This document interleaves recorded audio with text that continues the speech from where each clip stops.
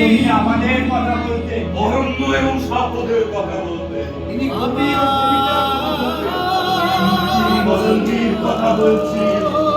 আমি আমার পূর্বপুরুষের কথা বলছি, আমি কিংবদন্তির কথা বলছি, আমি আমার পূর্বপুরুষের কথা বলছি।